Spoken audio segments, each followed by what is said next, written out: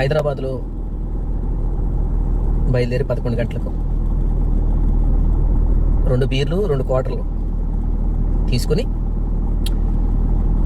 కోదాడ తాగి పడుతూ లేస్తూ కోదాడ వచ్చి మరలా 3 క్వార్టర్లు కొనుక్కొని మరలా పడుతూ లేస్తూ విజయవాడ వచ్చి తాగేసి పడిపోయి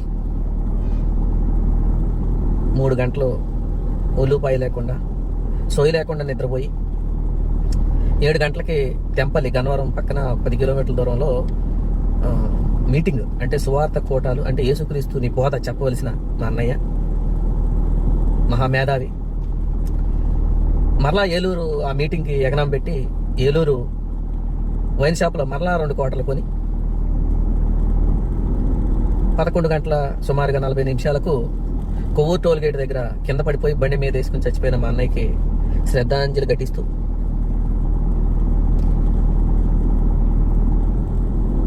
అంత తాగుబోతు అన్నయ్యకి తమ్ముళ్ళమి, అంత తాగుబోతు అన్నయ్య దేవుని సువార్థికుడని చెప్పుకుంటూ మా బతుకులు వెళ్లతీస్తాం.